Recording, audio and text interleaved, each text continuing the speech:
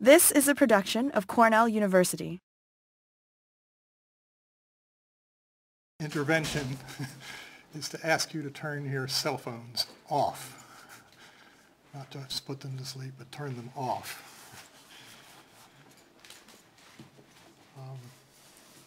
Because Molly's regrettably ill today, I've been asked to introduce Jenny Mann at this talk.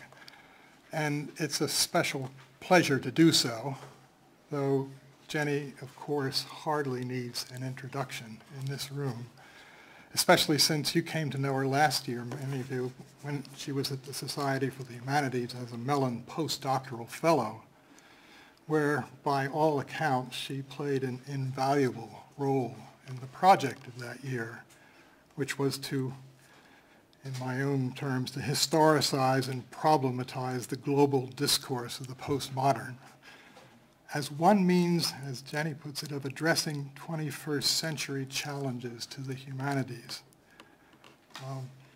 I've heard frequently that in addition to pursuing her own project there, she took extraordinary interest in the work of others and at the Society and was instrumental in making it a successful year. And since then, during that year, and since then, she's continued research that originally culminated in her dissertation. And I should give you that background. Jenny received her undergraduate degree at Yale University in 1999, and then did a master's degree and a PhD at Northwestern. And the dissertation title at Northwestern, which she completed in 2006, is Rhetorical Habits of Mind in Early Modern England. At the Society, she continued that research into the rhetorical habits of mind, formal and political dimensions of the influence of such habits of mind, wanting to show the broad impact of rhetorical figures on literary texts, cultural productions, and the political imagination.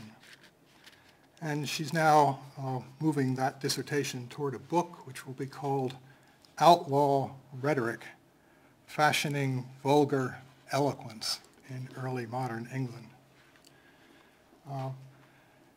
During the year at the Society, she did further research into the late 17th century. The primary focus of the book is on the earlier Renaissance literature. But she did research into the late 17th century when natural philosophers repudiated rhetorical eloquence in favor of what they called plain or mathematical language, fostering the distinct disciplines such as history, science, law, philosophy, and politics. And in relation to that, she also pursued elements of resistance in the latter part of the 17th century to such tendencies to move those disciplines away from rhetoric. And she was especially interested in literary works about monsters and marvels, hermaphrodites, Amazons, Africans, that dismiss ocular examination in favor of what she called other modes of imaginative contact with foreign bodies. It's a great pleasure to introduce Jenny today. Her title today is Bottom's English Rhetoric, Mingling Heroes and Hobgoblins in Midsummer Night's Dream. Brace yourself for eloquence.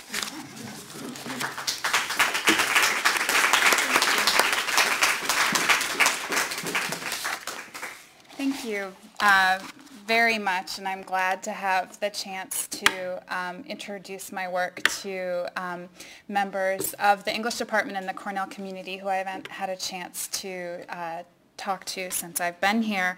I thought I'd begin just by describing the big problem I'm working with in my field, which is Renaissance or early modern English literature, before digging into the talk in particular.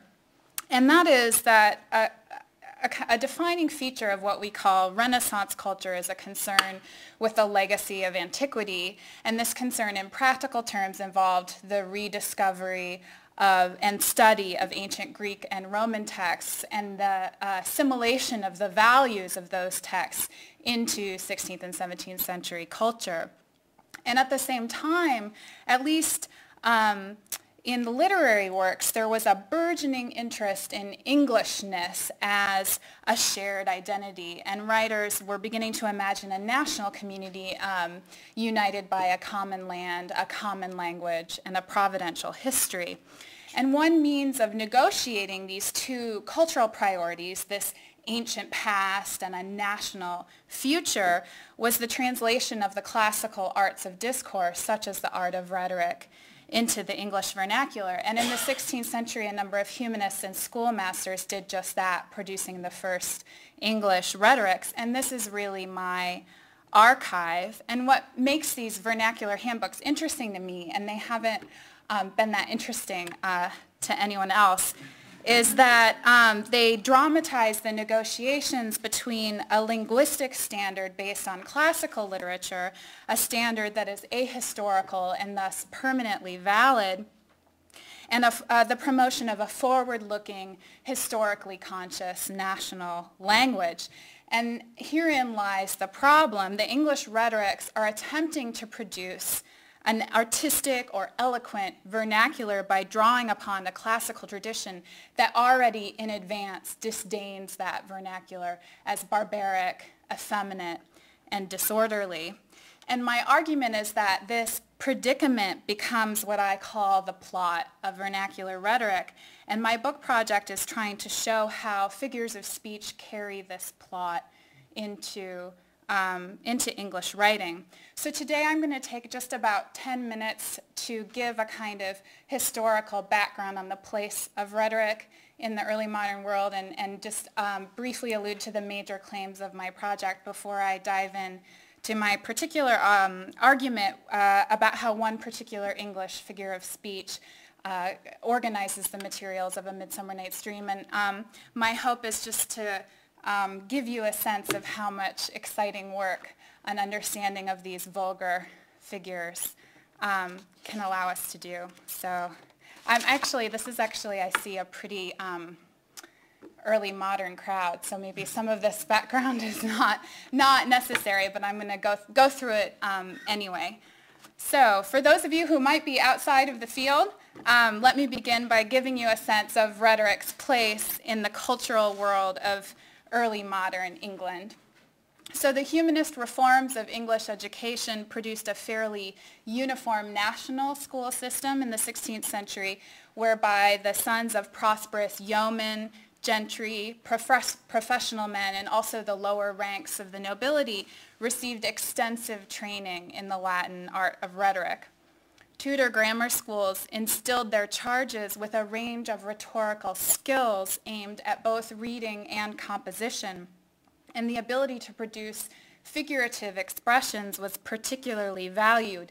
Schoolboys were drilled by their masters over and over again until they could easily recognize and reproduce the linguistic features of elocutio or style, including most especially the tropes and figures of speech. And schoolmasters encouraged students to note each instance of rhetorical ornament in their reading. And if you look at any surviving books from this period, you can see that this practice was really taken to heart and that texts were regularly worked over by their readers to identify particular figures of speech. So these pedagogical techniques that were derived from this vast and complex art of rhetoric, provided the means through which schoolmasters trained English boys to comprehend the texts of ancient culture. And this training also prepared future secretaries and clerics to produce letters and sermons of their own. So throughout the educational system, rhetoric was the manner through which English students were trained to read and write. But they were being trained to do this in Latin, entirely in Latin. So as indicated by its prominence on the school syllabus, rhetoric was the preeminent art of discourse in the Renaissance, and there was a flood of printed material produced on this subject throughout the early modern period and throughout Europe. And in keeping with humanist practice, the majority of these rhetorical textbooks were published in Latin. However, between 1530 and 1680, almost 40 such guides were produced in the English vernacular. And these works really range in seriousness and content from translations of Aristotle and Cicero to letter writing manuals to collections of orations to dictionaries of tropes and figures of speech. But what they all do is work to make some part of the tools of rhetoric available in the English tongue. And although they were necessarily excluded from schoolroom practice, which was a total Latin environment, these vernacular handbooks help us to understand how English writers were employing their classical training to reacquire a technically superior version of their mother tongue. And it's this archive of English rhetoric that defines the scope of my project, and so I begin with the publication of the first vernacular handbook in 1530, which is just as rhetoric was beginning to dominate grammar school education in England, and I conclude in the late 17th century, which is the work Ree was referring to, at a moment when natural and political philosophers were agitating for rhetoric's removal from the curriculum. So the modest scope of the handbooks, as well as their fairly limited circulation, belies the somewhat grandiose claims they make on their own behalf. But nevertheless, the English manuals position their translations as a form of national invention. One of the earliest guides describes this process as the attempt to make classical figures speak English. And the vernacular handbooks imagine this process of translation and transportation as a transportation of the figures of rhetoric from the Roman world to the English Commonwealth. And an interest in the improvement of the English land animates descriptions of vernacular rhetorical forms. And so the rhetorics extensively utilize agricultural metaphors. They imagine England as a garden or a field where eloquence can be sown and harvested by native speakers. And within this new vernacular rhetorical context, the vulgar need not necessarily signify stylistic deficiency, but rather a shared English identity based on a common tongue and a common land. However, this is the sort of idealistic version of rhetoric you get in these prefaces.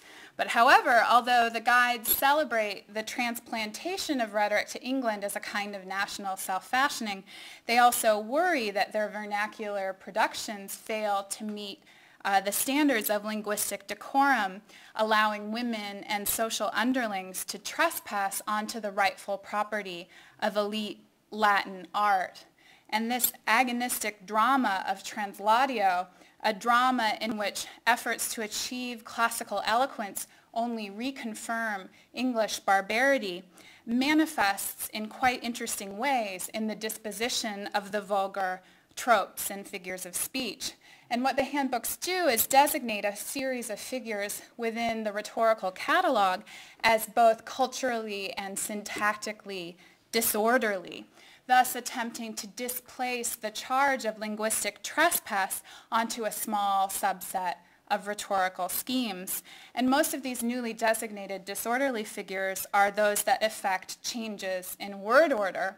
So they're figures of speech that work in an inflected language, such as Latin, but that challenge grammatical sense when used in English. So these figures are deplored as linguistic outlaws and sent to range at the outskirts of the English rhetorical garden. However, despite these efforts, the problem of disorder continues to haunt the entire project of vernacular rhetoric, which itself risks condemnation as a source of unrest within the polity, because what you're essentially doing is teaching peasants the tools of power, right? The tools of rhetoric. And my research reveals this tension between a common ideal vision of the nation and a fear of social disorder that comes with that common vision, this tension is the narrative force of the English catalog of tropes and figures of speech. And when deployed outside of the handbooks, I think these figures carry the disorderly effects of their own translation. And this drama of translation becomes a part of their meaning in English writing.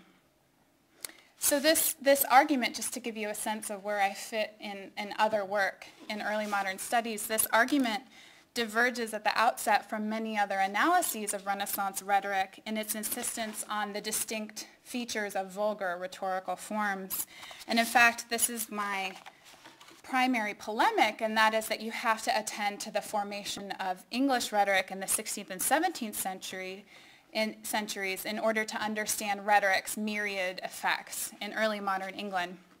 And this intervention is relevant because although rhetoric used to be defined in a very limited fashion as a pedagogical technique, right, it was a way of teaching boys to read and write eloquently, it's now regarded by the field not just as a method of schooling, but as a defining mode of intellectual inquiry, knowledge production, and social negotiation. And the insights of this newer cultural history of rhetoric have been used to outline a kind of alternate Elizabethan world picture with the fraught social cosmologies of the early modern world made visible not through a kind of monolithic chain of being, but rather through the various discursive techniques of the rhetorical tradition. So for example, the social poetics of the Tudor court are understood as a kind of rhetorical practice. That's a commonplace, I would say, in the criticism. However, despite a professed interest in the cultural specificity of the rhetorical arts, contemporary scholarship still tends to treat rhetoric as a pan-European phenomenon, with English texts regarded as kind of minor offshoots of what was primarily a Neo-Latin tradition. And this neglect of the distinctive features of English rhetoric largely mimics the structure of the humanist school, which disdained the use of the vernacular and rendered eloquence synonymous with Latin expression. However, so English rhetoric really occupies a fringe position relative to humanist pedagogy. But these vernacular handbooks transcribe a compositional habit that's subtending most all English writing in this period, and that is turning one's Latin training into English. And I think that the particular dimensions of this centrally important linguistic practice can be recovered by referring to these handbooks of English rhetoric. And so that's what I'm trying to do in working on the book. And the rest of this presentation documents my attempt to turn this research into a reading practice that attends to the peculiar history that's lodged within English figures of speech. So that's my long intro. So I'm going to begin by reading one of the most familiar passages from A Midsummer Night's Dream, which is a speech in which Duke Theseus disparages the site of his own invention as well as that of the play in which he stars as antique fables and fairy toys. And he confides to his fiancée, Hippolyta, "I never may believe these antique fables nor these fairy toys. Lovers and madmen have such seething brains, such shaping fantasies that apprehend more than cool reason ever comprehends." And Theseus admonishes that such fables are more strange than true, and he goes on to indict works of the imagination based on their distance from reality. So although Theseus disdains tricks of strong imagination, this passage has nevertheless given literary critics the lexicon through which we habitually apprehend Shakespeare's dream. And much of the scholarship on the play could be described as a quest to identify the precise nature of the play's shaping fantasies. A phrase which has given a variety of critical methodologies a useful framework through which to enter into the play's very strange composition to describe both its structure and its relation to the Elizabethan world from which it emerged. And a kind of founding new historicist essay was called, about Midsummer Night's Dream, was called Shaping Fantasies. So that's what I'm referring to. So I, too, am returning to this important critical scene, asking again, what are these shaping fantasies to which Theseus refers? Do they have a purely ideological content, or might they engender certain formal modes of expression? In other words, what shapes do these fantasies take in the play? So after my introduction, it's not a big mystery what my answer is. I want to identify the art of rhetoric as the shaping fantasy of A Midsummer Night's Dream. Moreover, I want to say that it's the dream of English rhetoric that provides the shaping fantasy of the play. And I've already gestured at the contours of this fantasy of vulgar eloquence in 16th century rhetorical guides, one in which classical figures of speech find a local habitation in an English garden. A Midsummer Night's Dream, like these handbooks, conjures a space in which ancient and native figures can commingle, and the play explicitly meditates on processes of representation and figuration, frequently calling attention to its own artifice, and it does so with language drawn from the vernacular rhetorical lexicon. So characters are repeatedly said to be transfigured and translated by the events of the plot. And not only do the plot and the language of the play unfold according to the terminology of English rhetoric, but the composition of A Midsummer Night's Dream itself dramatizes that discourse's characteristic activity. The play transports and transforms classical bone, helping Latin and Greek figures become English. The vernacular tradition imagines this process of translation in spatial terms, with rhetoric displaced in both space and time from Athens to Rome to London.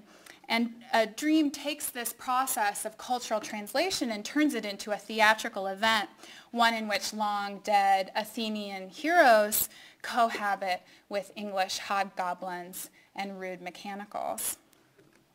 So this process of translation and exchange, I argue, is directly shaped by the figure Hippolage, which is renamed the changeling in George Putnam's Art of English Poesy.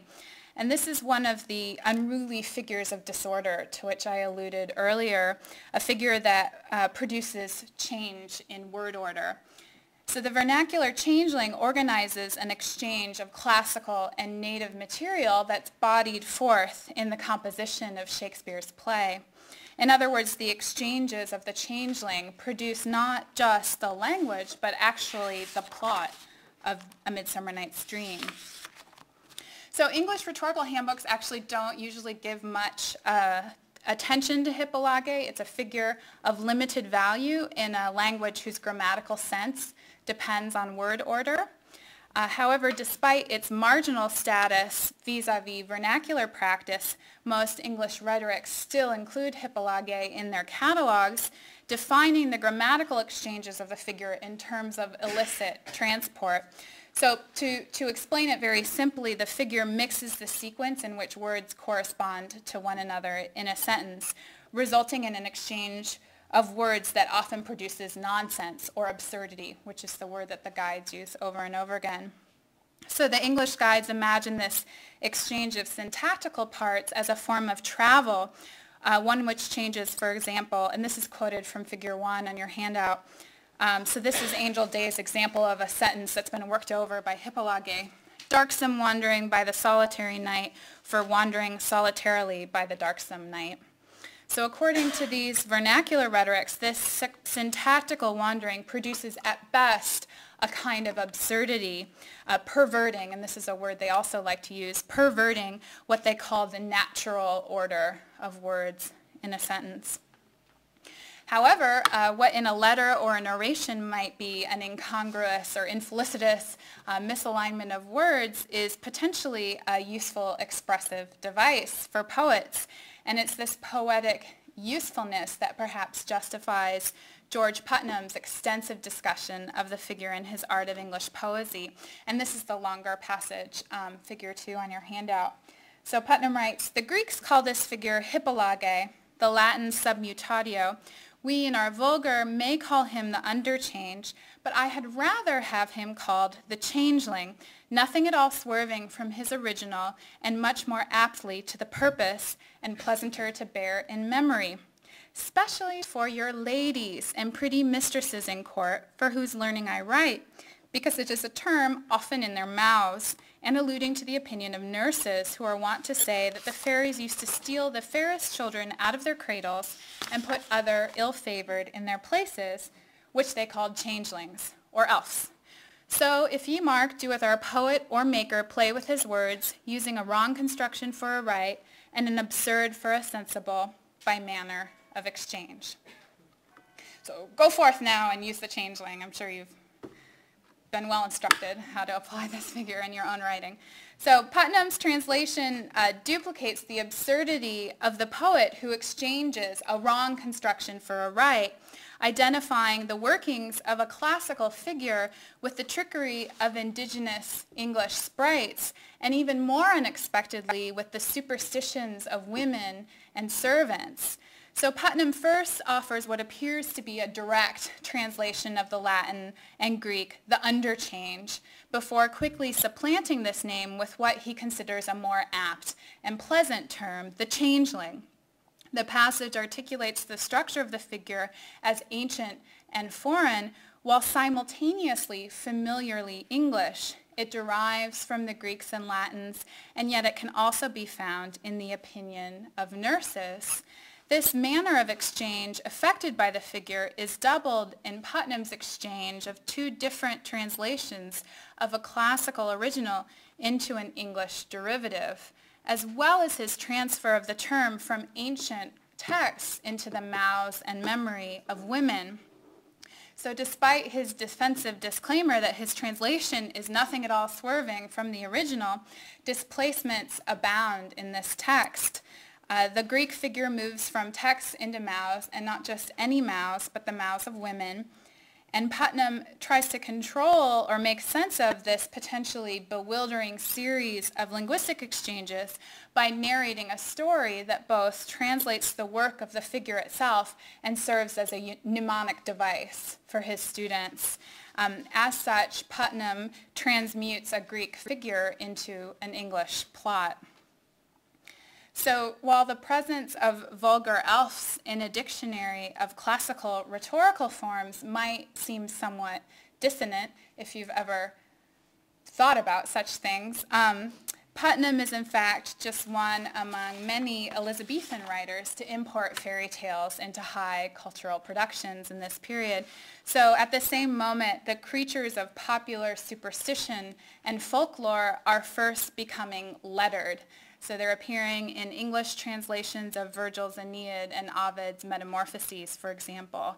And these translations substitute fairies and elves for the nymphs and fauns that are in the Latin originals, thus rendering the hobgoblins of local superstition equivalent to the pantheon of classical sprites.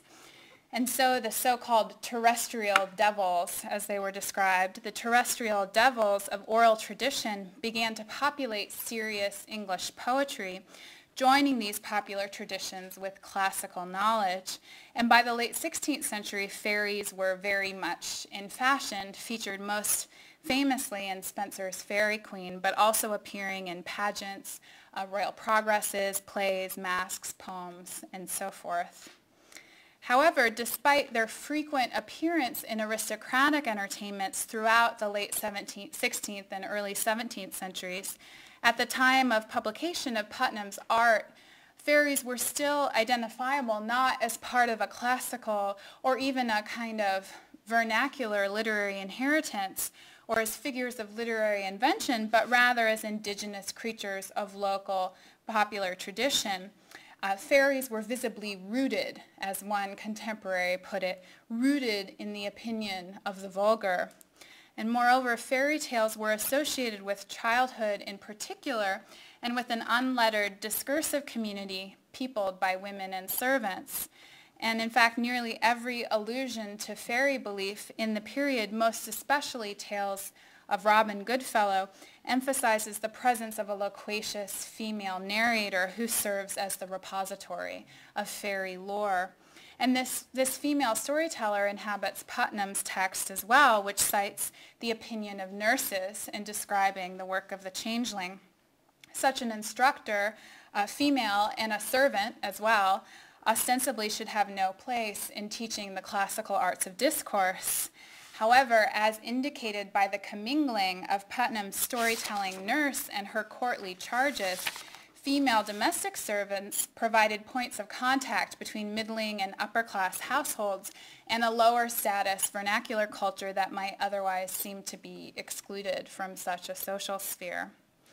So as a result of this commingling of nurses and courtly ladies, the dangerous effects of vulgar nurses were an object of particular concern within humanist educational theory. Upon entry into the schoolhouse, boys were expected to forget their nurses' fairy tales and replace them with the material of classical literature. And in his Aim and Method of Education, Erasmus of Rotterdam posits the rejection of fairy lore as a defining feature of humanist instruction, writing that a boy may learn a pretty story from the ancient poets or a memorable tale from history just as readily as the stupid and vulgar ballad or the old wives' fairy rubbish, such as most children are steeped in nowadays by nurses and serving women. Erasmus's polemic against old wives' tales indicates how humanism was securing its status by defining itself in opposition to a vulgar culture identified as shamefully domestic and effeminized. And humanist purveyors of the classical arts treat fairies as a signifier of the vulgar, identifiable with a feminized underclass of English speakers. So the question for me then becomes, why would fairy lore reemerge in Putnam's attempt to make rhetoric an English art that's comparable to that of the ancient world? I mean, this would seem to be directly contradictory to his aims. Part of the answer to this question can be found in the complexities surrounding the formation of a common linguistic culture in these rhetorical guides, common as a project that signifies not just a class of people, but also a particular place. Fairies are terrestrial devils, rooted not just in vulgar opinion, but also in an idea of the British land. And even as fairy lore was circulating into the highest reaches of courtly culture, these elves and hobgoblins remained identifiable as spirits of the English household and the outlying forest. So homespun, domestic creatures born of local materials. So the changeling, as Putnam writes, aptly translates hippolage by affixing it to the contours of the English countryside. To use the Latin term, the English changeling is aptus, or fitting, replacing a Greek term that is ineptus, or out of place. However, asserting the decorum of vernacular rhetoric through reference to local fairies remained a risky enterprise because the links between fairies and the English countryside weren't always or even usually positive identifications. For starters, fairies could easily be read as manifestations of the superstitious Celtic borderlands, places that had yet to be fully integrated into a coherent English nation. Furthermore, tales of changelings in particular, that is of fairies who steal human babies and leave malformed elves in their place, are among the most disturbing reports of fairy behavior. And in fact, the phrase going to see the fairies functioned as a euphemistic expression for illicit sexual encounters at this time. So a great deal of early modern fairy lore actually has a very disturbing sexual content as well. And if one considers the widespread eroticization of fairy activity in the period, the changeling registers as an especially fitting translation for hippolage, which is a figure whose interchanges are said to pervert sense. So fairy lore embodies the very same contradiction that's plaguing English rhetoric at this moment. It signifies a nation united by a common land and a distinct culture, and yet it also evokes specters of social disorder, including thieves and Irish and loquacious women. And so in identifying hippolage with a fairy tale, Putnam is foregrounding the greatest vulnerability of the English rhetorical project, and that is the way in which it unravels the gendered social work of the studia humanitatis. So by exchanging a vulgar fairy tale for a Greek figure of speech, Putnam exactly reverses the cultural trajectory of his humanist training, which was supposed to eradicate such fairy rubbish. In replacing the art of Cicero with a nursery tale, we might say that, like the figure hippolage, Putnam exchanges a wrong construction for a right. However, in the course of perverting the natural order of classical material, this disorderly text also produces the very stuff of English imaginative literature. And Shakespeare's A Midsummer Night's Dream dramatizes the disorderly content of this very figure of speech, allowing fairy tales and English artisans to enter into the court of Theseus. So I think it's fair to say that even after 400 years of reading and performance, the mixtures of A Midsummer Night's Dream are still quite startling. We begin quite sedately with a hero of ancient myth paying court to an Amazon queen, but before the middle of the second act, a gaggle of English artisans, a country puck, and the king and queen of fairy have joined their voices to the play's chorus. So not only does A Midsummer Night's Dream combine popular and learned textual material, ignoring the cultural distinctions Erasmus was so desperate to secure, but the play also depicts characters who disregard orders of social distinction, including a daughter who defies the will of her father and a wife who refuses to accede to her husband's wishes. And this collision of literary and social disorder achieves its most dramatic expression when Titania raises Bottom, the weaver, into her bower.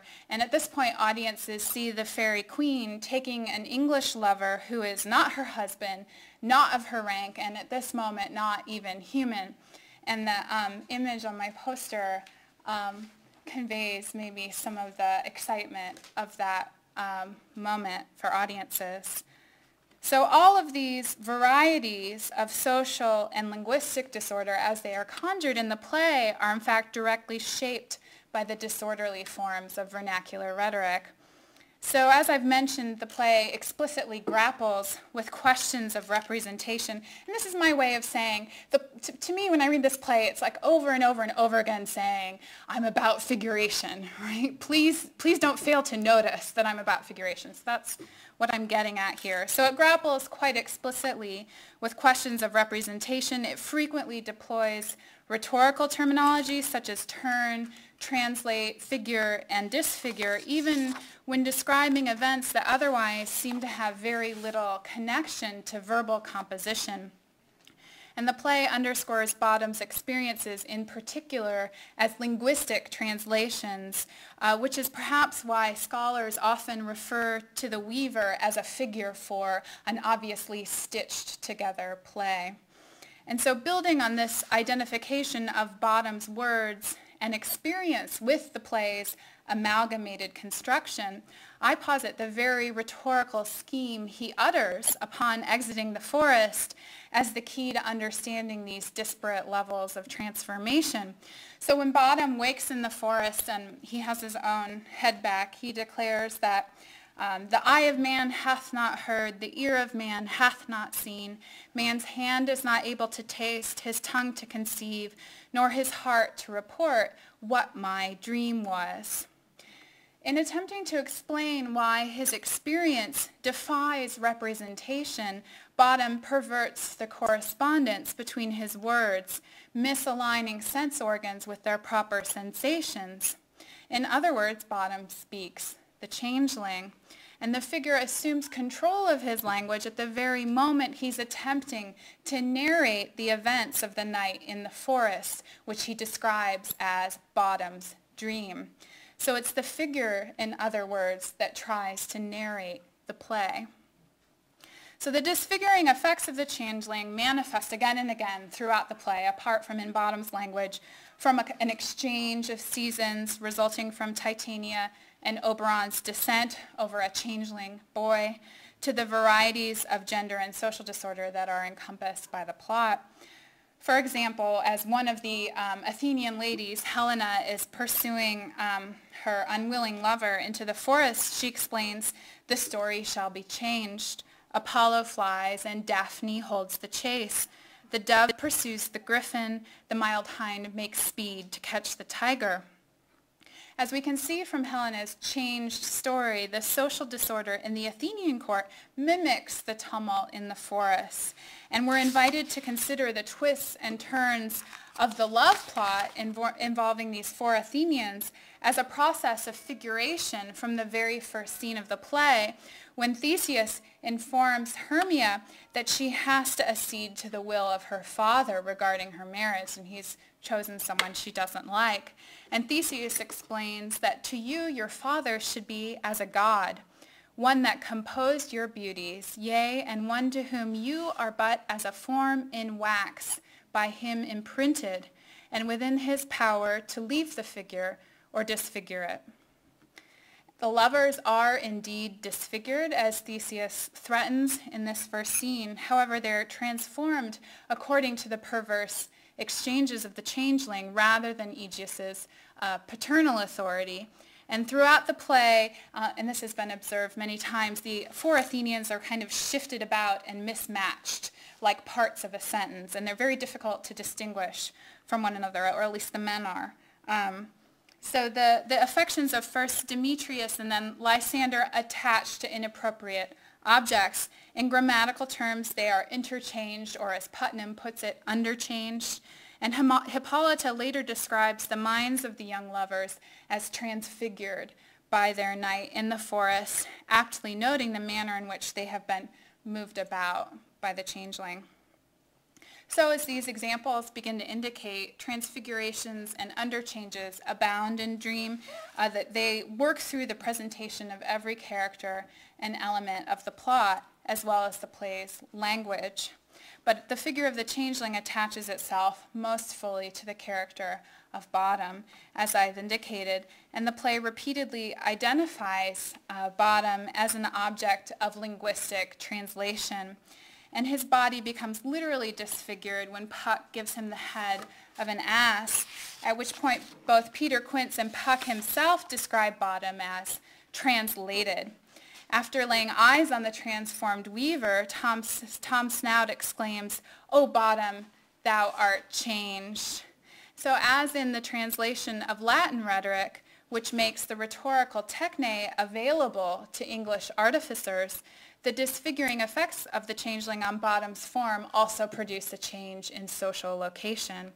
So after his bodily shape has been transfigured, he is transported up away from the other mechanicals and into the Fairy Queen's bower.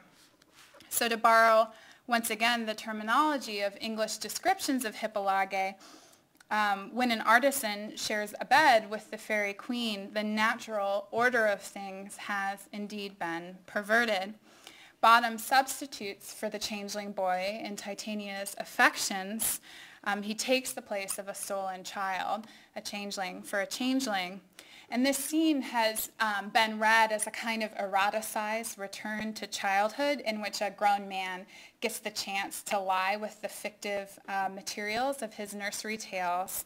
And this too, I think, constitutes part of the disorderly plot of English rhetoric. Bottom's translation, according to the figure of the changeling, further manifests when he wakes in the forest and attempts to describe his most rare vision. And in his wonder, he actually speaks the rhetorical scheme that figures the deformation of his body and of his experience.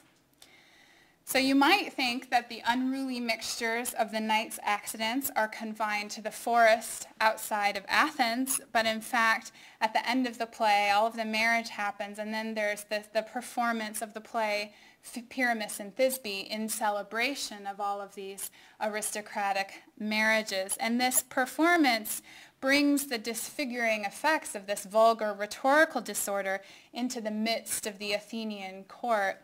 So it's the rude mechanicals that are the stars of this final act of the play.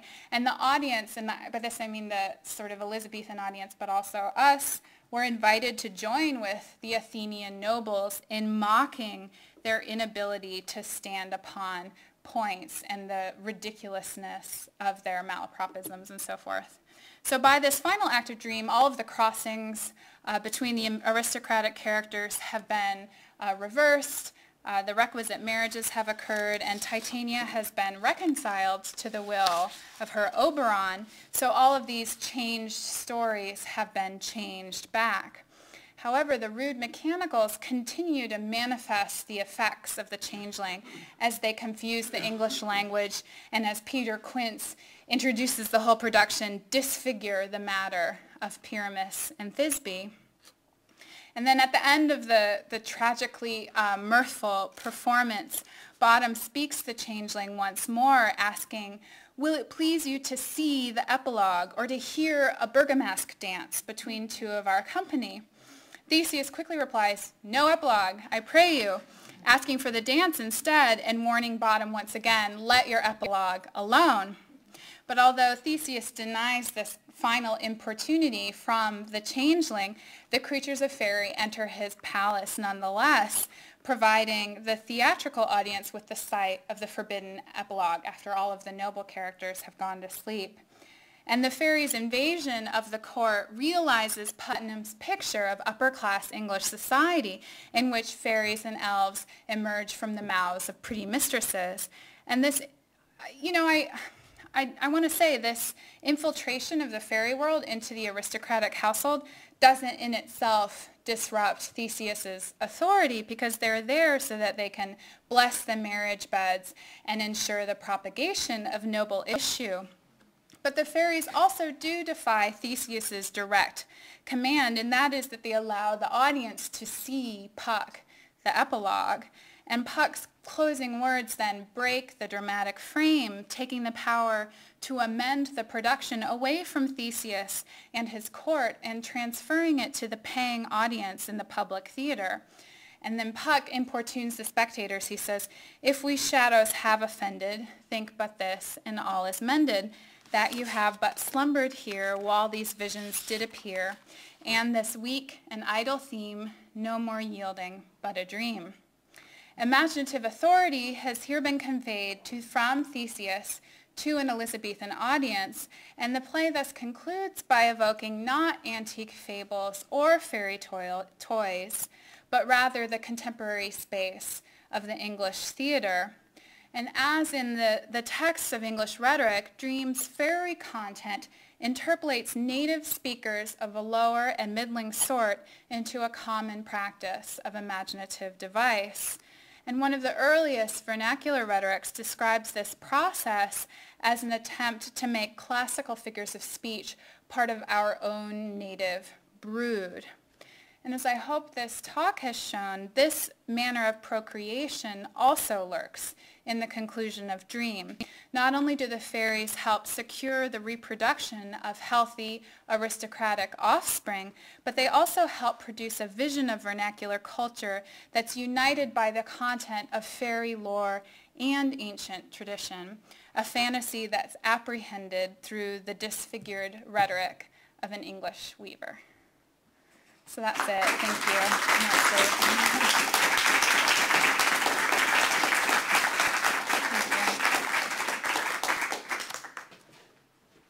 Okay, I guess I'll take questions if anyone has any. Stuart. Yeah, first being of Welsh descent myself, I resent your not including the Welsh along with Irish thieves and women. Yeah. But second, and this is just a little bit elaborate, I'm trying to think about this wonderful way in which you're self-translating formal figures and schemes back and forth from the thematic into the formal realm, and engineering the other translations as well. I'm trying to think of first on the formal level of what I guess I grew up calling typology as being an incomplete or partial or excessive chiasmus. In other words, when Bottom says, the eye of man hath not heard, the ear of man hath not seen, there is that unruliness of the kind of chain of replacements starting up in hypology, but it's recuperable through somebody, conceivably somebody in authority, setting down his fist and saying, it's merely a chiastic swap. Right. And I guess what my question is really about is whether in Midsummer Night's Dream, the chiasmus doesn't finally prevail over the hypology, whether, I mean, the swap in characters of the four lovers is not symmetrical exactly. Right. But we will notice that Theseus and Hippolyta have been suspected of being in a chiastic relationship. Right, with Titania possibly and Oberon. With Titania and Oberon, and that is straightened out by the end, with together some of these other substitutions and inversions. So maybe this just turns into the old question, comedy is festival, it admits unruliness, it domesticates the alien, but when it's over, hey folks, everything is back in its place. Right. How would you, I mean, how would you work an answer to that into your linguistic and rhetorical? Right. Right.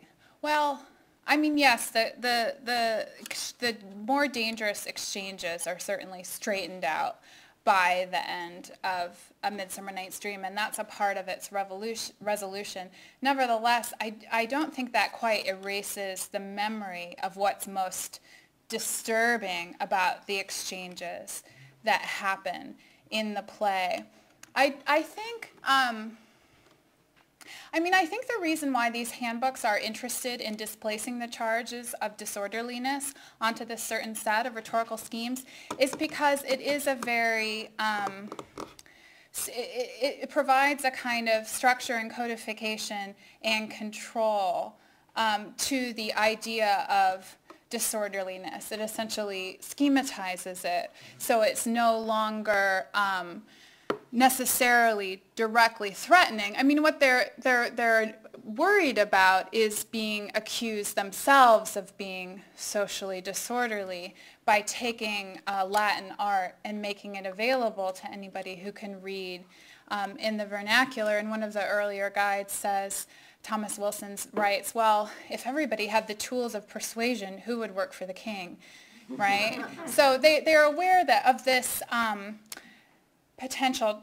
critique of their endeavor. And so I think that's why they make this attempt to take all of those worries about disorderliness and put them onto the figures themselves and marginalize them within the rhetorical catalogs.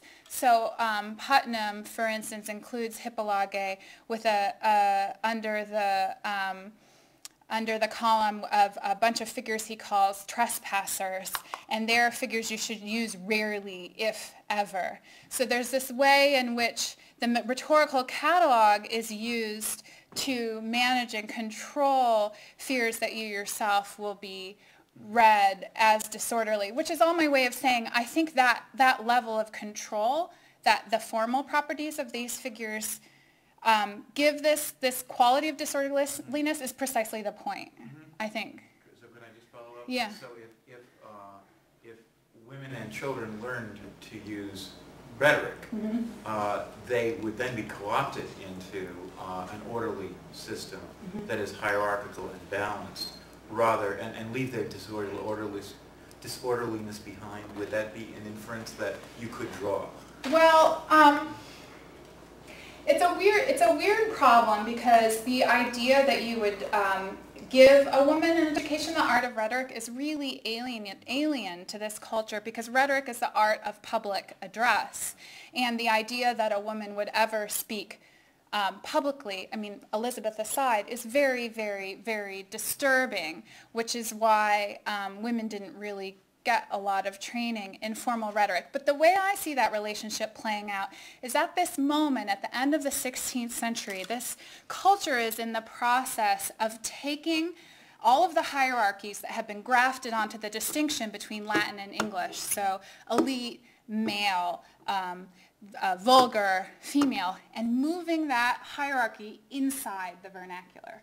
Right? So that's their concern. They want to be able to construct and use an artful vernacular and still have it be readily apparent the difference between them and women, right? And so after they've successfully achieved this transformation, that people will generally admit that there is such a thing as vernacular eloquence, and we can identify it in certain writers such as Sidney and Spencer. That's when you start to get things like the dictionaries and English language manuals that are trying to establish a standard English, right? That is not the English that women use, but is the sort of English that comes through in other contexts. So I think the women are still going to be disavowed in this use of the art of rhetoric to make certain cultural relationships happen. One answer. Oh my. Okay, Carol. I want to ask you a question. What do you do with the fact that the disobedient daughters do get to marry the men they love? And I think, first let me tell you what I think. Your paper is superior to the beautiful essay by Louis Adrian Montrose that you've alluded to, Shaping Fantasies, in that you don't take you do take it seems to me you do have room for the fact that the disobedient daughters get to marry the men they love, whereas Montrose's theory can't take account of those. I think that's the one flaw in his article. But I'd like to know what you think. Gosh. Well, I have to say that the sort of terms of my approach to these works tends to regard these characters as parts of a process of figuration rather than as sort of individual subjectivities that have certain kind of desires that are or are not satisfied. Nevertheless, I think the sort of thematic of the changeling, or hippolage as I've been describing it, does account for a certain idea of the pleasure of being perverted, right? Which is from pervertir, which is to turn away or to turn off the path. And I think that pleasure is perhaps accounted for in what happens with the period of mismatch and then the kind of resolution of the lovers, which does seem to follow a kind of, well, and as Stuart pointed out, all of these crisscrossings start to feel almost sort of mathematical or something in their reversals and exchanges.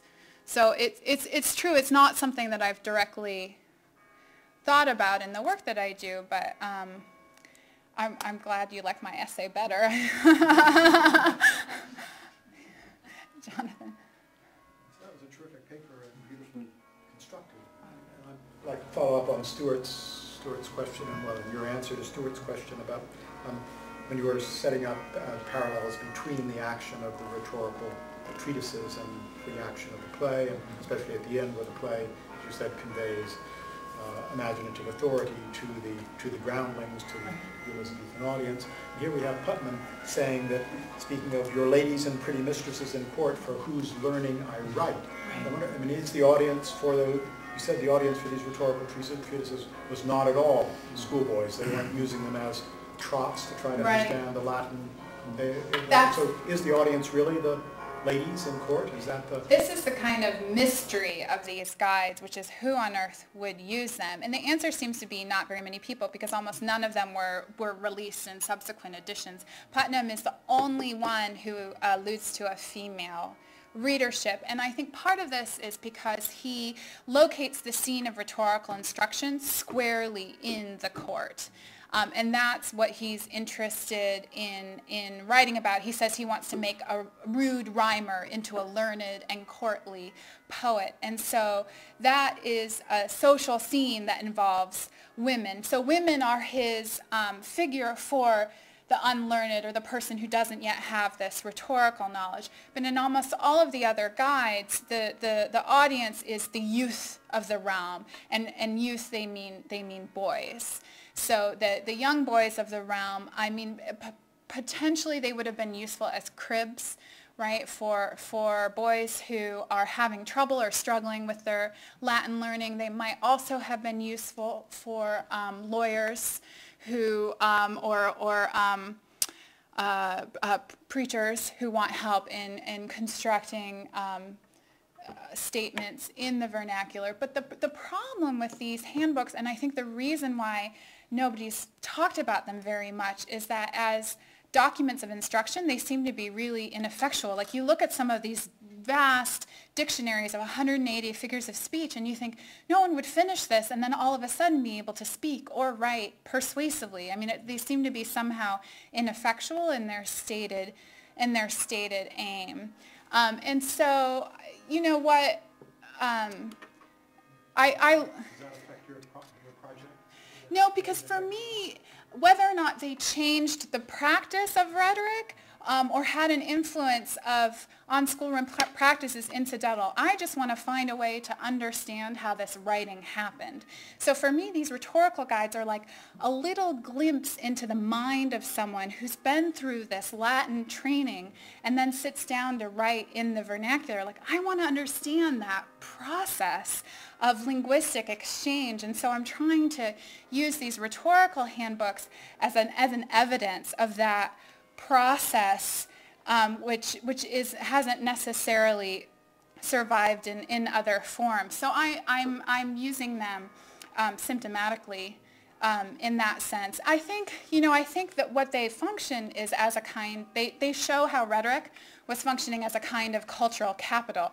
Obviously, bits and pieces of this technical terminology were thought to be by these publishers commodities, right? People would buy these books and maybe, I don't know, drop words like metaphor in conversation, or something was going to be useful to come out of this. But for me, their aim is not, I guess, why they interest me. Paul. Jonathan asked my question, but I still wanted to follow that up by understanding if Putnam's is Putnam's entire art of English poetry addressed to women, or is it only this moment in it? Because if it's only this moment, one might want to, argue that the mention of women is a swerve away from the men, as though to say, now you ladies happen to know about changelings because you happen to know about nurses and you happen to know about babies, and the guys don't, so let me kind of swerve in your direction. I mean, that would be the way to read this passage if it's the only reference to women. It would be a much different picture, of course, if he represents himself consistently as... Yes. And then I had another question after that. But Maybe I'll speak to that first. The women come up frequently. They tend to come up when he is apologizing for being pedantic, or what he worries about the charge that he is being pedantic. So he's like, I don't want you to think I'm like a schoolman, and I know people in court get bored with lots and lots of rules, but for the women, it's important that I spell this out. So it's a way of justifying a kind of moment of instruction. And then women come up over and over again as in the text as kind of figures of tropes themselves. So he says, the way linguistic ornament works, you know how courtly ladies are. They want to decorate themselves with ribbons and jewels. And that's what ornaments do for our language, is they make it beautiful. And you wouldn't want a woman to walk into the middle of court naked. That wouldn't be beautiful. And in the same way, nobody should walk into court and speak in an unornamented language. So that's the other way in which women are functioning in Putnam's text. So question number 2. Question number 2 is, of course, follow up on the fairies used to steal the fairest children, and of course you're right, the changeling boy is one of the, not only is, I mean, he's not just the detail, but he's the whole cause of the havoc in fairyland, isn't he? Right. And, I mean, the last production I saw of Midsummer Night's Dream was the ballet, which begins and ends with a chick. So, oh, really? So the couples come together at the moment that the exchange of the boys. And he's Of course, Oberon gets it. Yeah. I mean, obviously, Oberon gets it. That's important. But in any case, about going back to the fairies in their connection with nurses, of course, we see fairies in the Midsummer Night's Dream in the double role of maids to the queen, and then they act as nurse to bottom and so forth. And so my question is, what is it, the applicatio or something like that? What would you say further about the role of fairies? I mean, is there something interesting, or have you thought? Well, I think what's interesting is the way in which, and there's a great essay on this written by my advisor, actually, called Why Does Puck Sweep?, about all of the scenes of domestic labor performed by the fairies. And what's clear is that there's this identification of English domesticity, which is usually the space of women, with the work of fairies. And so these are all part of the ingredients of vernacularity, right? And these guides have to do something with that in order to make it artful and eloquent. And so Midsummer Night's Dream is not largely uncomfortable with this fairy domesticity, or at least it's sort of fully integrated into the plot. But I think the argument that Wendy Wall makes is that this process of consolidating a national identity, like the fairy domesticity and female work at the heart of this vernacularity is a kind of problem, or it's something that has to be dealt with when you're constructing a certain vision of a nation, which you presumably want to be virile. Okay. Maybe one. Hi. I have a question that's about genre. Okay. Because I love what you're doing with like bringing Putnam together with this project of other English writers and Shakespeare here, and I keep thinking, wondering why is it that the drama, that the space of the stage is the space in which to work out this dream of English rhetoric, and it just seems to offer such fantastic possibilities because yes, it is about this literary figuration and making it and unmaking it, but the stage itself is remakes itself again and again as a performance, and you have your actor playing your fairy queen, and you have your male actor playing your character, and so on. So it seems to offer these sort of embodied and like fantastic performative possibilities of what you're talking about. So, yeah, can you That's really beautifully put, and I actually, I'm embarrassed to say that that's not quite the argument I make, or at least I don't draw a particular connection between these modes of translation and figuration as a project of vernacularization and the embodiment that happens on the English stage, at least not exclusively. So I have other chapters where I talk about how the translation of figures of speech, for instance, I argue that the Sidney's prose romance, The Arcadia, is a sort of vast exploration of the possibilities of parenthesis, for example.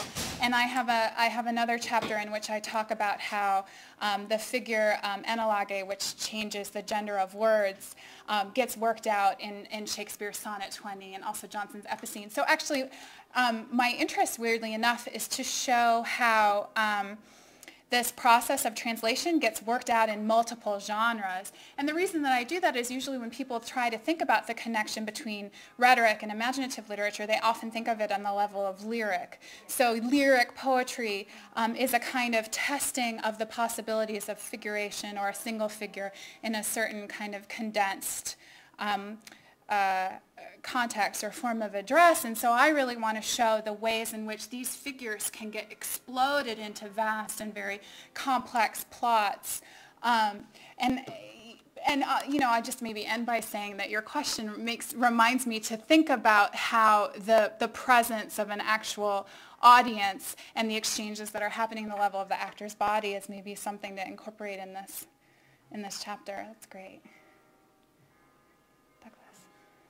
Maybe extending on that question, Yeah. I really enjoyed and appreciated the description of the way that rhetoric functions to mix high and low, vulgar and classical together within the play. But I was thinking also there's a body of interpretation that focuses on theatre as a practice, that particularly around Shakespeare's time, through its very character, presents mixing and destabilization and denaturalization of various hierarchies and arrangements and configurations. And I'm thinking particularly of work like Jean Howard's The Stage and Social Struggle in Early Modern England, or Stephen Mullaney's stuff in The Place of the Stage, which sort of argues that the theatre, through the ways that it can mix all sorts of things together, can have a more radical or subversive social function. So I was wondering if you have views on those kinds of arguments, if that's something you're wanting to deal with, or... Well, I'm interested in those kind of arguments. I'm trying to write about Henry IV right now, and so I've encountered a lot of the work on sort of popular traditions and their use on the stage is about the history plays and how they seem to negotiate that English history is somehow this collision of high and low, Falstaff and the King, comedy and tragedy, and so what do you do with all of that carnival, and how do you translate it into a certain form of order?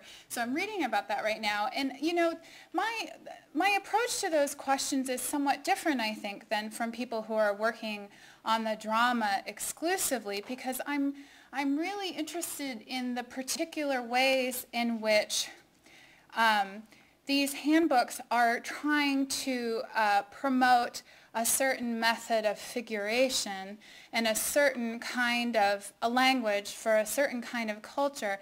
And what they're worried about is being identified as disorderly in all the ways in which popular festival traditions are disorderly. And so there's all of the labor is to find a way of controlling this disorderliness through a process of figuration.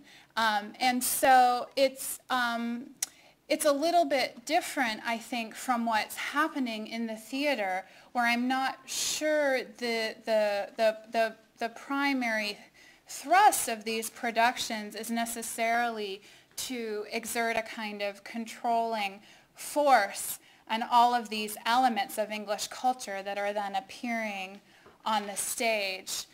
At least not necessarily. Although I think it's exactly the same problem, and this is why imaginative works from this period I think are so interesting, is this, it's everything feels like this collision of traditions and discourses, and somehow that is what's distinctively English, and it freaks everybody out because they feel totally alienated from this thing that should be natural, like they sucked it at their, you know, mother's breast, that's their mother tongue, but it doesn't feel natural, it feels kind of weird and foreign and familiar at the same time. So I'm interested in how the rhetorical handbooks try and manage that self-alienation. Maybe I'll stop. Thank you very much.